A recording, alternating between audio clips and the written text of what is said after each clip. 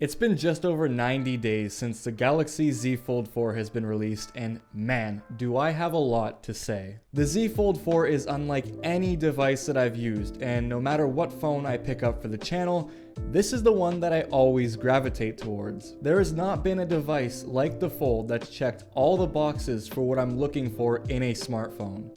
From the large inner display for productivity, the slim cover display for easy navigation with one hand, and all the little quirks that come with it. The Z Fold 4 is my phone of the year without a doubt. Before we dive in, a like and a sub to the channel would go a really long way. We're almost at 10,000 subscribers, so if we could hit that by the end of the year, it would just be mind-blowing. Anyways, if you're watching this video, chances are you're probably thinking about picking this phone up. And if by any chance you're not interested in it or haven't even considered the Fold 4, this video might be a wake-up call.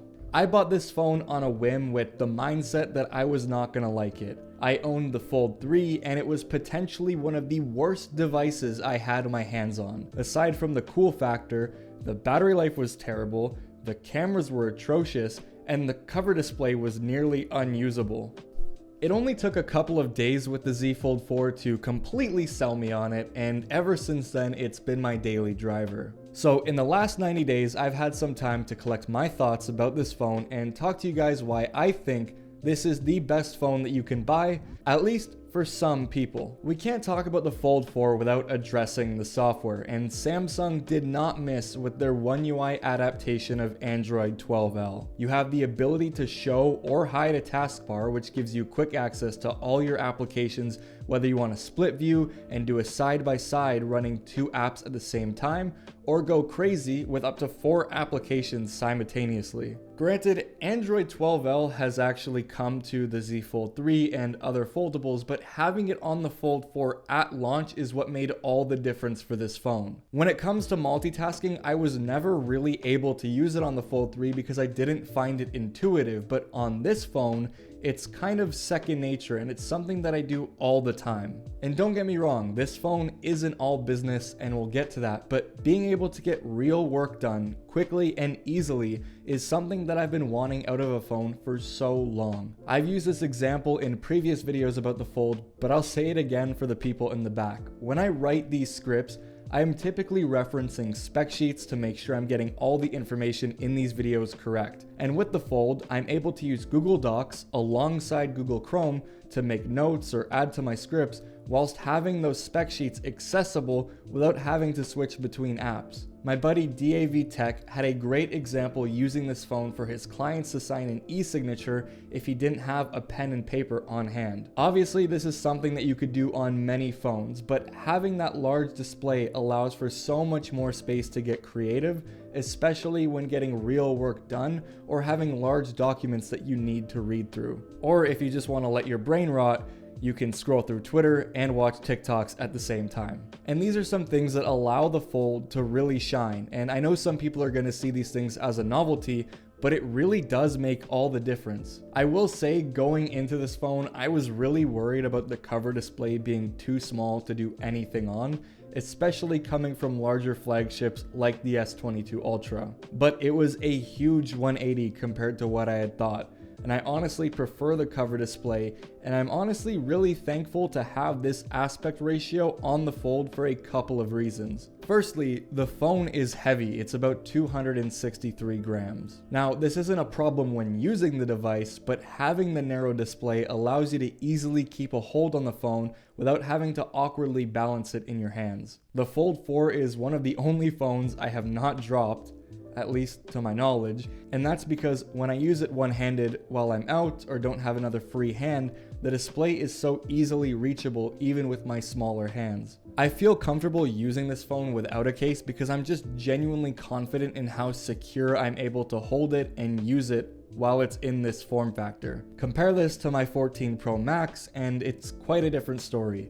If you want to reach to the other side of the display, I have to do this weird thing where I redistribute the weight, loosen up my grip, and stretch my thumb across the entire display. Now, the cover display is actually wider than the Fold 3, and the hinge has been shrunk a little bit to not make the phone feel as bulky. And this is nice because, to be honest with you, you're probably going to spend most of your time using the phone's cover display, And if you think you're going to be spending 90% of the time on the inner display, you're wrong, and I can guarantee you on that. However, when unfolded, the Fold is unlike any other, at least what's available in the United States. But this thing feels futuristic, and no matter how much I use it, that feeling doesn't go away. The serotonin hit I get from just opening this thing up is kind of crazy, and sometimes I just sit there like enamored by it. Like, I honestly can't really believe that this is technology that we actually have, despite it being around for quite a while. I love the inner display though. It's a 120Hz LTPO display that's 7.6 inches. It's close to 800p at a near 4:3 aspect ratio, and it's bright at 1200 nits.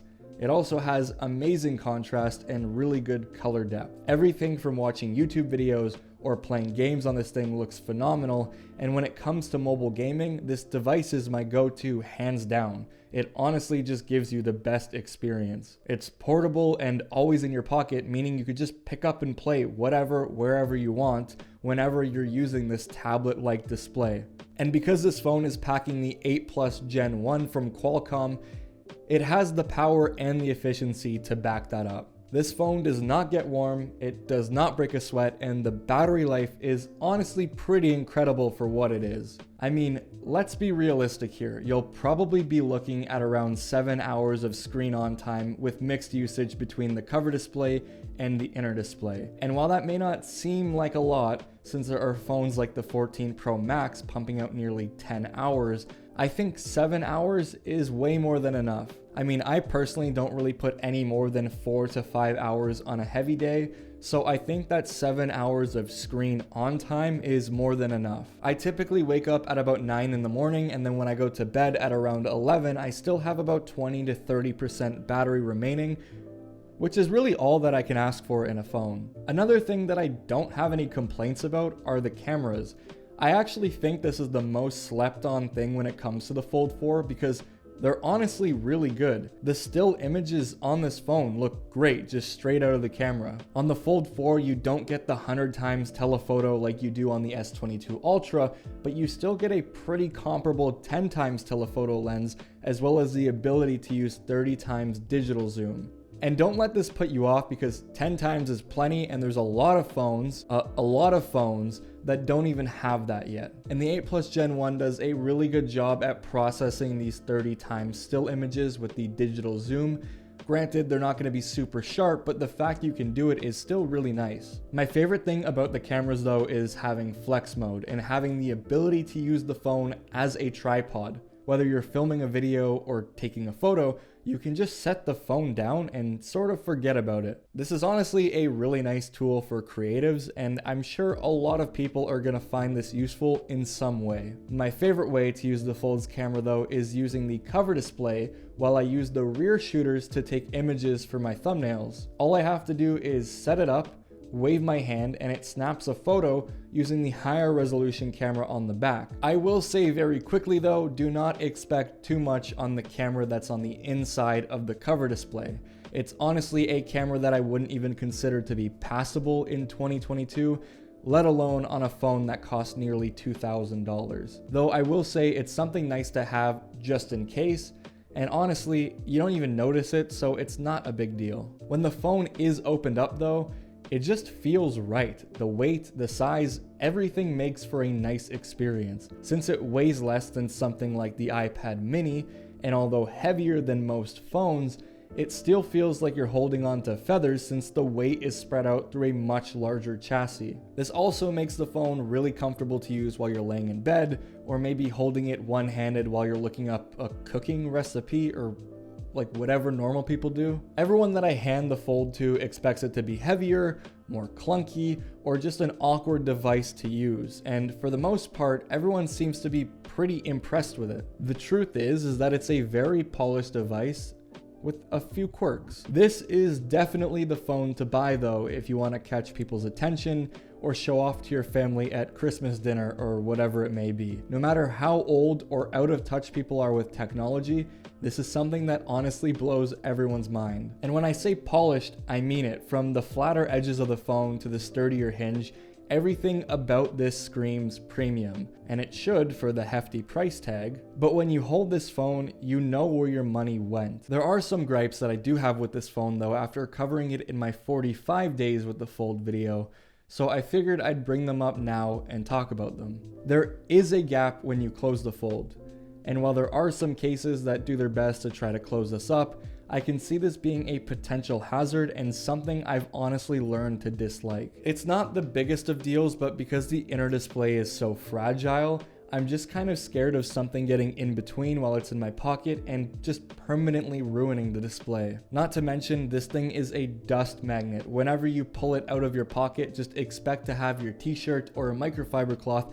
and wipe it away before you start using it. Honestly, another thing about this phone though is that the inner display scares me. The longer I own this phone, the more anxious I am about whether or not it's picked up any dings or scratches from my fingernails or debris. And if you're like me and you're super OCD about your tech with trying to keep it clean and in perfect condition, potentially hold off on foldables right now, especially since you want to get this thing fixed, because Samsung's customer service is an absolute nightmare unless you have one of their mobile replacement centers or whatever somewhere in your area, and there's only a couple of them around the world. And even if you do have one of those, expect to shell out really big bucks to get this thing fixed. Another gripe that I have is that some apps just don't like the Fold. YouTube, for example, will not allow me to make a community post when unfolded.